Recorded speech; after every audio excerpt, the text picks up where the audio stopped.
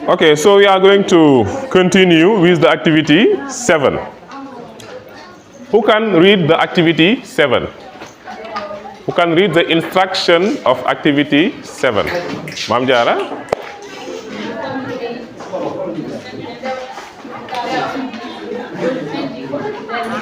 Reformulate these sentences without changing their meanings. Qu'est-ce que ça signifie?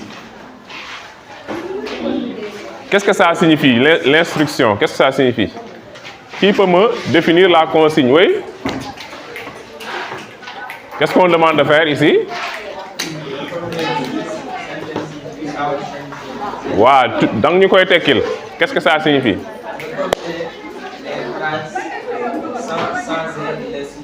Sans changer leur signification. Donc, je réécris les phrases d'une autre manière sans changer le sens. D'accord? Qui va lire la première phrase? Oui?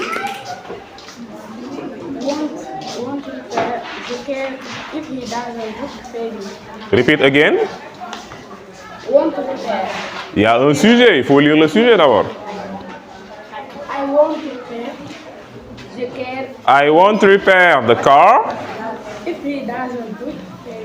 he doesn't pay me. Alors, ici, la phrase commence par quoi?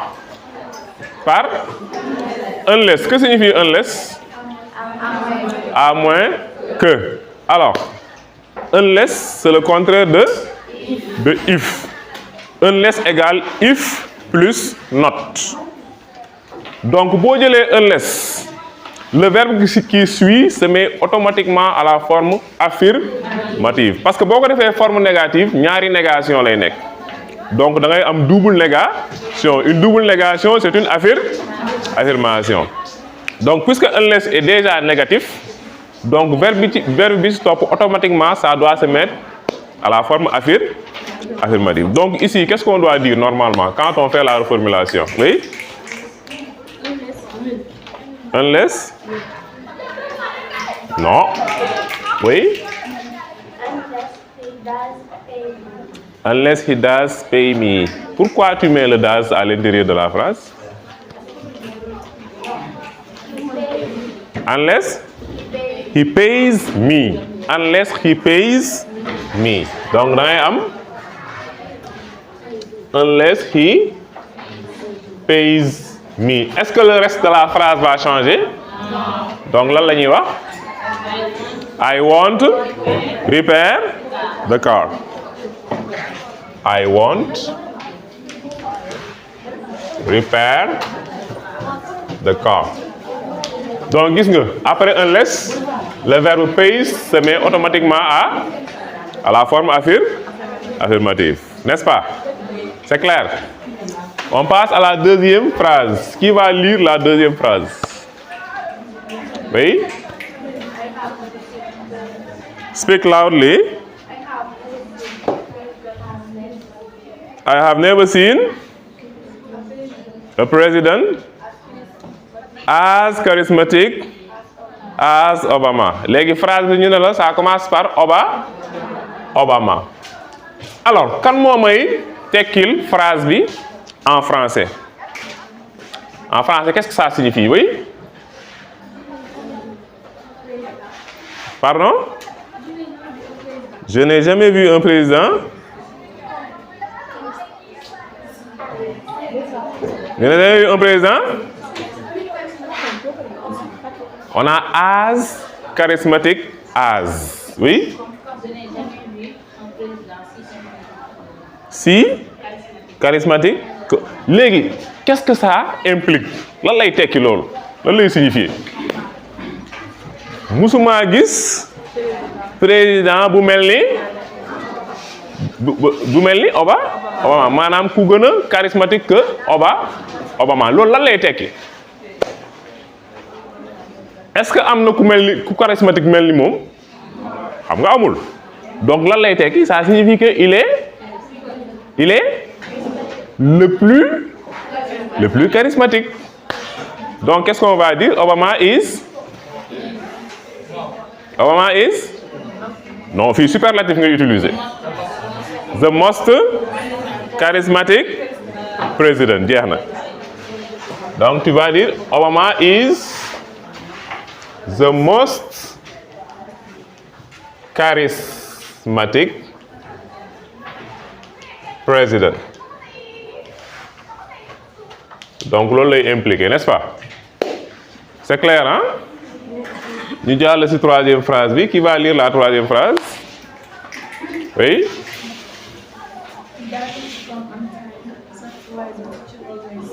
He doesn't come on time. That's why the teacher always send him out. Lan lay tekki loolu? En français d'abord. Qu'est-ce que ça signifie en français? Oui?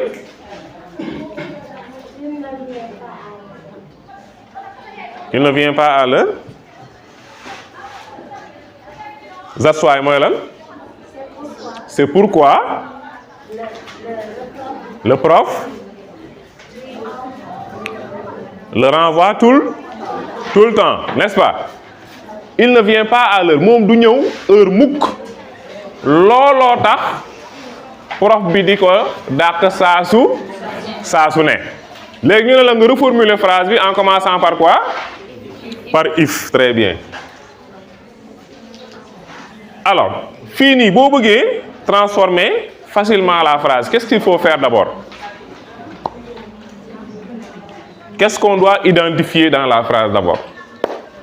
Parce que loolu boo ko identifié wul doo mën a transformer phrase bi. Oui? Très bien. On doit d'abord identifier la cause. Après avoir identifié la cause, j'identifie la conséquence. Léegi dans cette phrase-là, montrez-moi la cause et la conséquence. Oui? He doesn't come on time, c'est la cause. Très bien. Conséquence? Très bien. Donc élève bi il faut mu def lii ba pare pour mën a soog a transformer waaye doyul de. Boo identifier cause, identifier conséquence, lan ngay identifier encore? Lan ngay identifier encore? Mame Diarra? Pardon? La partie qui doit aller avec if. Donc, foofu noonu après la. Mais boo identifier cause ak conséquence, tu dois regarder la forme du verbe. Est-ce que le verbe est à la forme affirmative ou bien négative? Loolu tamit il faut nga identifier ko. Boo identifier loolu ba pare, tu identifies le temps du verbe. Ici, les verbes sont conjugués à quel temps? Au present simple. Très bien. Léegi ñu ne la au present simple, boobaa tu utilises la formule if plus past simple plus conditional present. Donc si le verbe est conjugué au présent, formule bii ngay utiliser. Mais si le verbe est conjugué au passé, da ngay def if plus past perfect plus conditional perfect. Wala conditional past. Bu la neexee mën nga ne conditional past, bu la neexee mën nga ne conditional perfect. Mais ñun lan moo ñu intéressé? Bii moo ñu intéressé. If plus past simple plus conditional present. Lu tax mu intéressé ñu? Parce que tout simplement les verbes sont conjugués au présent. Du dëgg? Alors, identifier nañ cause, identifier nañ conséquence, identifier nañ temps bi, identifier nañ forme bi. Léegi il nous reste seulement qu'à appliquer la formule if plus past simple plus conditional present. Tout en commençant bien sûr par la cause. Rappelle-moi la cause. C'est quoi la cause? Pardon? He doesn't come on time. Loolu mooy cause bi. Léegi he doesn't come ban forme la? Forme négative la. Léegi su ma koy transformer forme lan lay nekk? Affirmative. À quel temps? Au passé. Let's go lan lay joxe? Oui. If he came, oui, on time. Très bien. léegi deuxième verbe bi on doit conjuguer ça à quel temps? Au conditionnel présent. Très bien. Qui va me lire la conséquence? La conséquence c'est quoi? Oui. That's why the teacher always send. Très bien. Léegi phrase boobu noonu c'est à quelle forme? Forme affirmative. Léegi su ma koy transformer ban forme lay ne? Très bien. Forme négative lay. Mais à quel temps? Au conditionnel présent. Comment on forme le conditionnel présent? Lan la ñuy boole pour am conditionnel présent? Lan ak lan la conditionnel présent? C'est would plus le verbe à l'infinitif. Donc qui va nous conjuguer ça au conditionnel présent? Oui. The teacher wouldn't. Très bien. The teacher. Pourquoi wouldn't? Parce que le verbe était conjugué à la forme affirmative. Donc cette fois-ci, ça devient négatif. Wouldn't, continue. Send ou sent? Send avec terminaison D. Wouldn't send? Wouldn't send quoi? Très bien. Wouldn't send him out. If he came on time. S'il était venu à l'heure.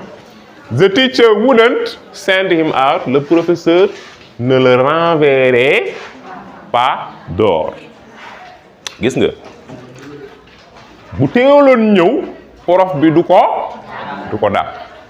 Donc moom nga am fii. N'est-ce pas? Donc je répète, fii nii boo bëggee comprendre, tu dois détecter d'abord la cause puis la conséquence. Boo paree nga xool la forme du verbe. Est-ce que c'est affirmatif ou négatif? Si c'est affirmatif, boo koy reformuler, ça devient négatif. Si c'est négatif, boo koy reformuler, ça devient affirmatif. Boo paree nga xool si le verbe est conjugué au présent ou au passé. Si c'est conjugué au présent, tu appliques la formule if plus past simple plus conditional present. Si le verbe est conjugué au passé, tu appliques la formule if plus past perfect plus conditional perfect. Leer na? Alors, on passe à 4. Il va me lire la phrase 4. Oui? We help them. Because they are nice to us. Très bien. On a la même situation ici aussi. Xam nga premier bi that's why nga am. That's why lan lay tekki? C'est pourquoi ou bien c'est la raison pour laquelle. Mais boo nee because, qu'est-ce que ça signifie? Parce que. Mais cette fois-ci, affaire bi dafay inversé wu. Bu fekkee that's why nga am, tu as la cause et la conséquence. Mais bu dee because nga am, lan mooy jiitu? Conséquence mooy jiitu après cause bi ñëw. Mais en tout état de cause, chaque fois booy reformuler, tu commences toujours par la cause. Bu dee that's why, bu dee because, chaque fois cause bi ngay commencer. Fii nii lan mooy cause bi? Tu vas me lire la cause, oui? They are nice to us. They are nice to us. Forme de la phrase. Affirmatif. Donc, si je peux reformuler, c'est négatif. Quel est le temps du verbe? Présent. Si je peux reformuler, c'est past simple. N'est-ce pas? Donc, on commence. Donc, il faut dire if they were not. Pourquoi were not? Alors, si vous voulez contracter, vous weren't. Donc, if they were not nice to us, donc, c'est la cause. Quelle est la conséquence? We help them. We help them. We help them. Forme du verbe? Affirmative. Si on reformule, ça devient négatif. Donc, il faut bon temps lañ soxla? Conditional present. Donc, qu'est-ce qu'on va avoir? We wouldn't. Très bien. We wouldn't help them. Gis nga nu mu yombee? Voilà. 5. Phrase numéro 5. Il va me lire la phrase numéro 5. Oui? If only they hadn't missed the... Très bien. Ñi doon laajte expressing regrets moo ngi nii. Répète. If only They hadn't missed the flight. Flight mooy lan pour ñi tàmm dem aéroport man ne tàmm maa dem aéroport lan mooy flight oui flight mooy vol mooy vol. If only they hadn't missed the flight. Si seulement ils n'avaient pas raté le vol. Si seulement. Alors ici si seulement if only peut être remplacé par wish. bu la neexee mën nga ne wish. bu la neexee mën nga ne if only. yooyu yaay xool boo demee fëgg jaay morceau bu la neex nga tànn ko bu la neexee nga tànn morceau bu tudd wish. bu la neexee nga tànn morceau bu tudd if only. yaay xool morceau bu la arrangé nga sol ko. bu élève bi defee wish. nice good fine. bu élève bi defee if only. nice good fine. yow yaay xool li la gënal. doomu daa wala maafe yaay xool bi la gënal. mais c'est la même chose lekk la rek. aywa donc ñu ne la if only si seulement il n'avait pas raté le bus astaghfirullah le vol. aywa qui va nous transformer ça? Qui va nous transformer ça? Fini on l'a déjà transformé mais quel est son état initial? Transformé nañ ko ba pare. If only avant ñu jaar ci transformation wax leen ma ban regret la ba pare est-ce que present regret la wala past regret la parce que dafa am na 3 façons bu ñu leen jàngal classe present regret past regret am bu ñuy woowee future regret waaye man boobu du ma ko woowee future regret neneen laa koy tuddee léegi if only they hadn't missed boobu ban regret la oui boobu past regret la. Très bien léegi nag da ngay xam nan la ñuy former past regret. Past regret la nag la laay boole je mets wish ou bien if only plus quel temps plus le past perfect n'est-ce pas bu dee present regret la da ngay def wish if only plus past simple n'est-ce pas donc mais fii past regret la ñu am du dëgg donc boo ngeen xoolee phrase bi vous avez if only plus past perfect moom ngeen am léegi état initial bi kan moom koy jox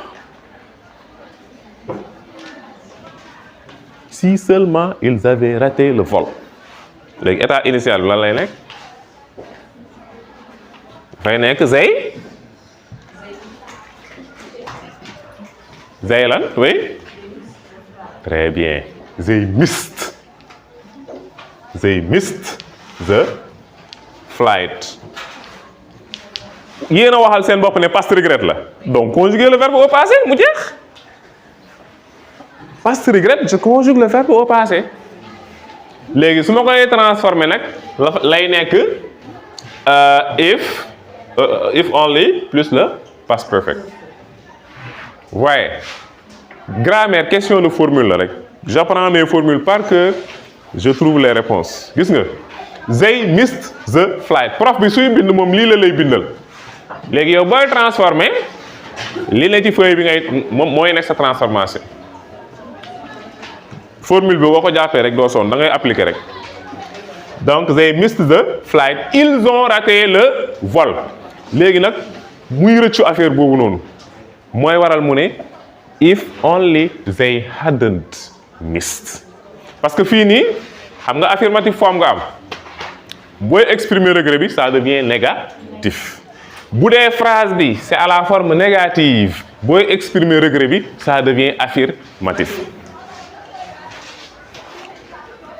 si la phrase est affirmative quand j'exprime le regret ça devient négatif si la phrase est négative quand j'exprime le regret ça devient affirmatif mu ngi mel ni rek ma ne la ils ont raté le dernier Saturday class ils ont raté le dernier Saturday class léegi man su may exprimer regret bi dama naan si seulement ils n'avaient pas raté du dëgg ah beneen exemple ñun de añ nañ waaye woowuñu aasi suñu yëgoon invité aasi. Ici on est en train d'exprimer un regret. Si seulement on l'avait invité gis nga donc noonu ngay exprimer regret. C'est bon hein? Alors on passe à 6 bu jeexee rek ngeen wax ma de man yoruma feuille. 6e phrase. Qui va me lire la 6e phrase? Oui.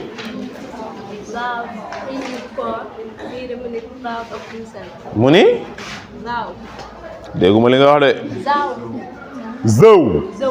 Zow. He is poor.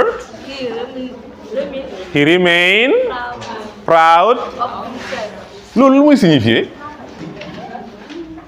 Zow he is poor. Bien qu'il soit pauvre. He remain. Voilà. Il reste fier de lui. Léegi la phrase commence par quoi? Non. Reformulation bi la wax. In spite of. Kan moo may jox signification in spite of? Oui. It's a pity, waaw.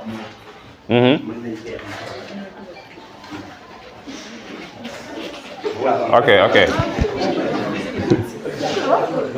Aywa. On y va? Ça commence par in spite of. In spite of nga ne lu muy tekki? Oui. Malgré. Est-ce que tu peux me donner un synonyme de in spite of?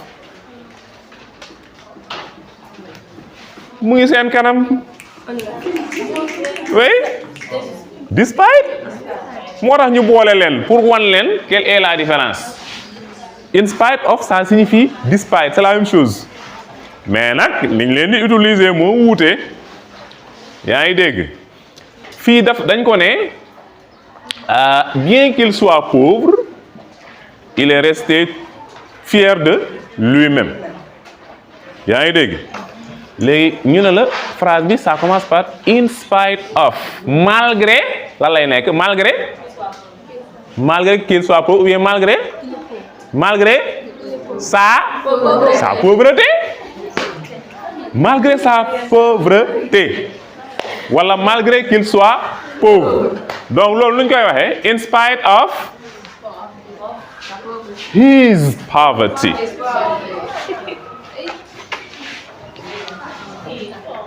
xam-xam soriwul de laa làqu rek in spite of his poverty in spite of his poverty léegi yow fii changé nga ko li ci des li doo ci changé dara li ci des lan la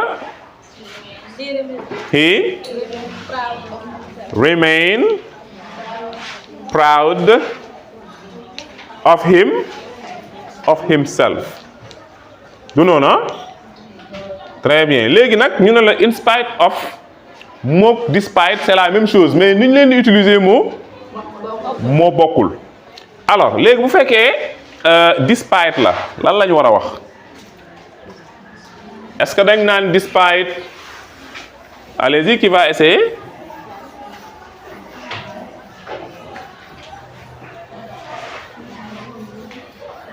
kuy essayer oui assis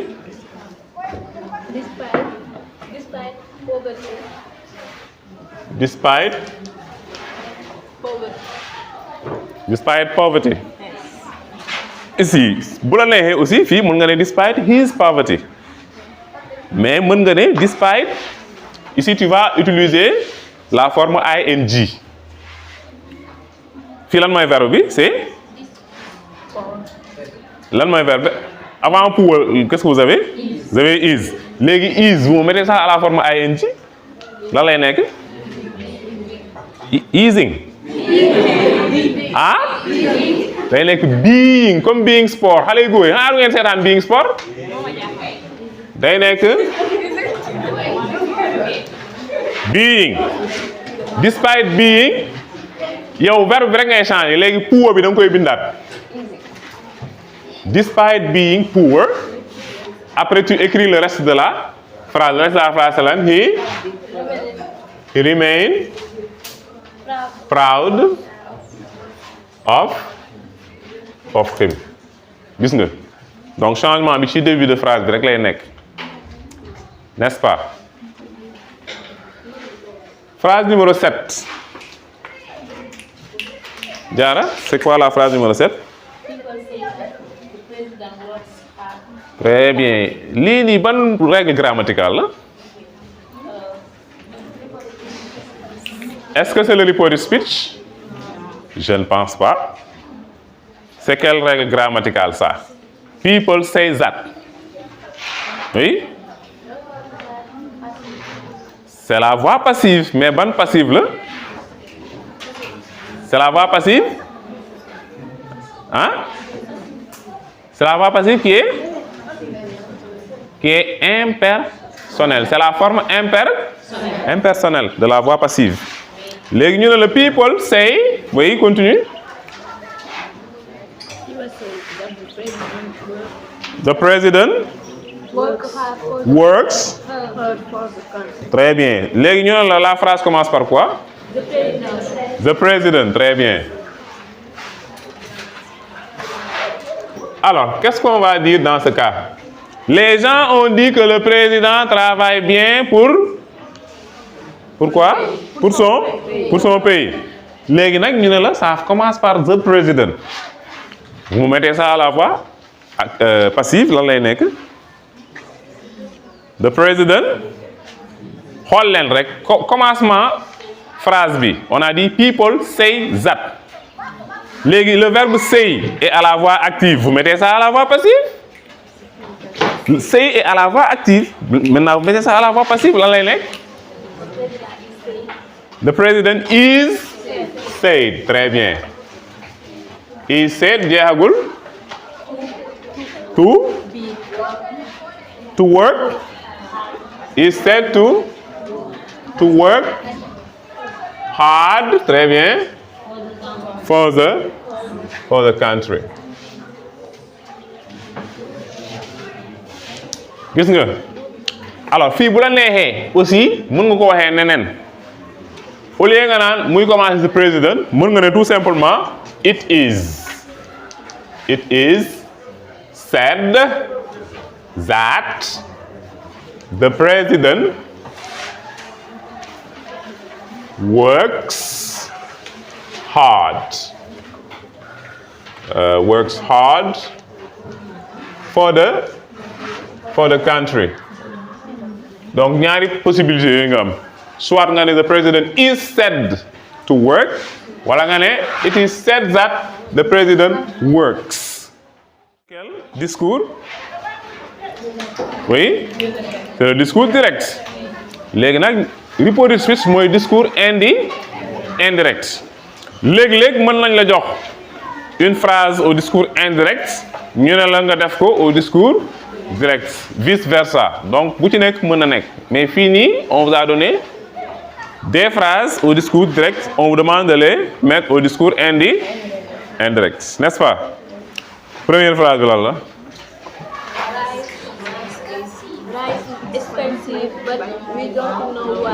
Rice is expensive but we don't know why. Très bien. Alors, quels sont les verbes dans cette phrase? Oui? Is ak lan? Don't know. Très bien. Léegi verbe yooyu noonu c'est à quel temps? Oui? Au présent. Léegi boo xoolee tableau bi ñu la jox classe dañ la ne boo amee un present simple au discours direct au discours indirect ban temps ngay am? Past simple ngay am. Donc tu appliques seulement la formule. Grammaire moom lépp formule. Donc qu'est-ce qu'on va avoir? Ça commence par quoi? Hein, Mrs. Connaît said. Alors, je répète que le that n'est pas une obligation. Si l'élève met that, c'est correct. Si l'élève ne met pas that, c'est correct. Donc le that, on peut s'en passer. D'accord? Voilà. Donc bu la neexee mën nga def that, bu la neexee mën nga ko bàyyi noonu. Alors, Mrs. connaît said that, oui? Rice. Gis nga donc is bi day nekk was expensive but oui bi day changer bu ngeen amee oui au discours direct au discours indirect lan lay nekk they but they didn't. Très bien. Don't bi day nekk didn't. They didn't know why. Gis ngeen? Donc tous les éléments peuvent changer au discours indirect. L'adjectif possessif peut changer, le pronom personnel peut changer, le temps peut changer, même le time marker peut changer au discours indirect. Dégg nga? Alors deuxième phrase bi lu ñu wax? The government will have too low food price. Alors kan moo wax loolu? Abdou said that. Qu'est-ce qu'on va dire? The government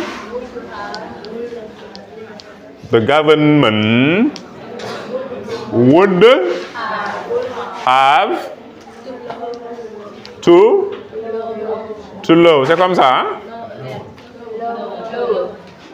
Lower, ok, oui. To lower, oui. Food price. Donc le gouvernement devrait diminuer le prix, n'est-ce pas, de la nourriture, hein, n'est-ce pas? Des denrées, voilà, très bien. Alors, troisième phrase, lu ñu wax? My father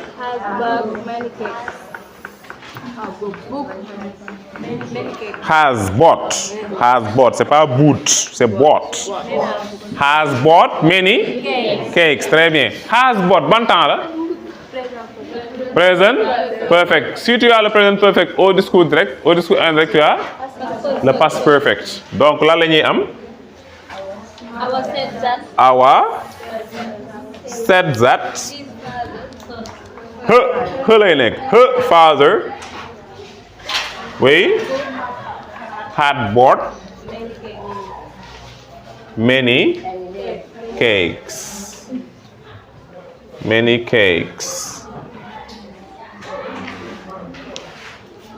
Phrase numéro 4.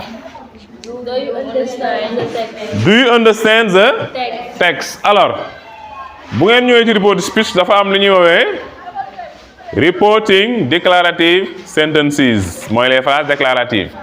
Dafa am lu ñuy woowee reporting the interrogative sentences les phrases interrogatives. Am lu ñuy woowee reporting the imperative sentences les phrases impératives. Léegi bu ci nekk nag dafa am noo koy defee. Léegi bu dee question la dafa am lu ñuy woowee question yoo xamante ne yes no question lañ leen tuddee. Am na ñu ñu tuddee WH question, am na ñu ñu tuddee how question. Léegi nag WH question ak how question ñoo bokk mbuus. Yes no question moom day dem à part. Alors Mohamed jox ñu formule bi bu fekkee yes no question lañ am reported speech lan mooy formule bi? If you have yes no question. Oui. Dafay nekk if plus subject plus verb. Donc boo amee yes no question. Donc boo amee yes no question lii mooy formule bi. Mais bu dee WH question nga am wala how question da ngay am question word maanaam mooy le pronom interrogatif mën na nekk where, what, who, how many, how much, etc. plus le sujet plus le verbe. fii nii bu fekkee da nga am WH question wala nga am how question donc formule bi ngay utiliser. alors phrase bi ñu joxe nii ban type de question la oui c'est un yes no question. Pourquoi yes no question? Oui. Parce que on peut répondre par oui ou non.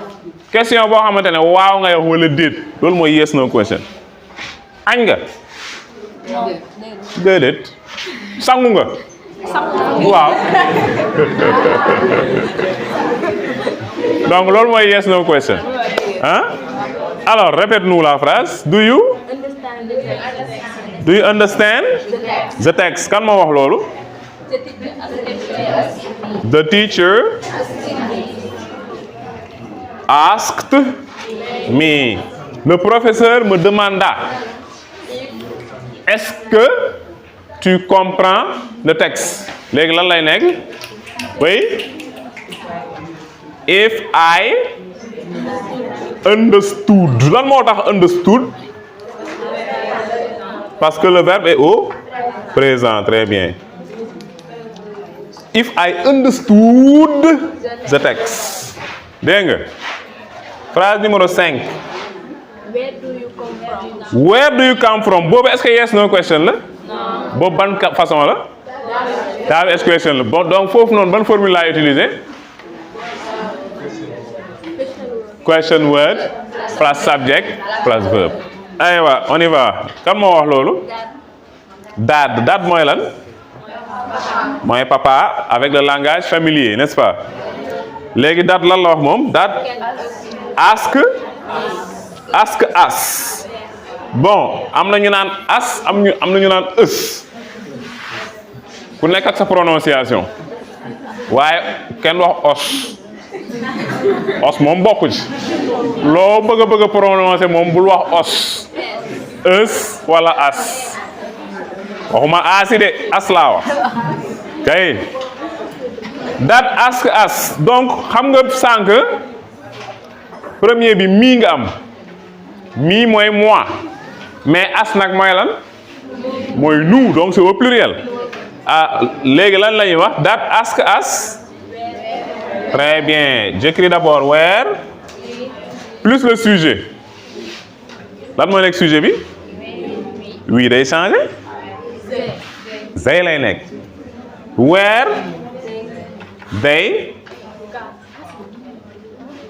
non c'est pas ça. reprends la phrase. voilà you bi mooy nekk oui. très bien c'est vrai. le you devient oui. where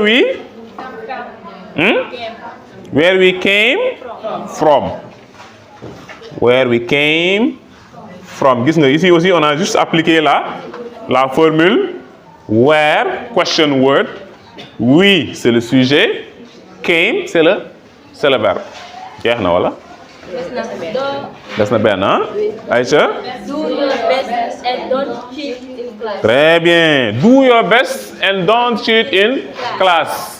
fii nii ban report speech la am? est-ce que declarative sentence la wala interrogative sentence wala imperative sentence? oui. fii imperative sentence mooy sentence boo xam ne da ngay joxe ordre. wala da ngay joxe conseil. wala da ngay joxe suggestion. dégg nga. alors fii nii mooy report speech bi gën a yomb. parce que fii nii infinitif rek ngay am. au discours indirect. n'est-ce pas? mais attention dafa am lu ñuy woowee impératif affirmatif ak impératif négatif. si l'impératif est affirmatif, l'infinitif est affirmatif. Si l'impératif est négatif, l'infinitif est négatif. lan mooy infinitif affirmatif mooy tout plus verbe. Ici c'est affirmatif. léegi bu dee négatif la c'est not to plus verbe. not to plus verb. léegi nag ci phrase bi dama ci joxe ñaar yëpp dama joxe affirmatif joxe négatif léegi situation boobu noo koy régler kan mooy wax fii he recommended students. Il recommande aux élèves. Aïcha? He recommended students to? Très bien. To do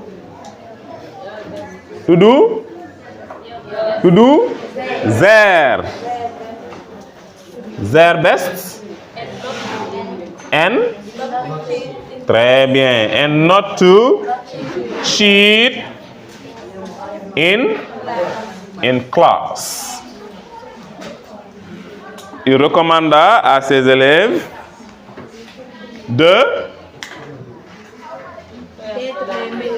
faire de leur mieux et de ne pas tricher en classe.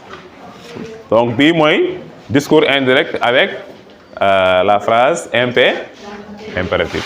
Donc ici aussi ay formule rek lañu appliqué inventé wuñu dara ay formule rek lañu appliqué. Est-ce que c'est clair?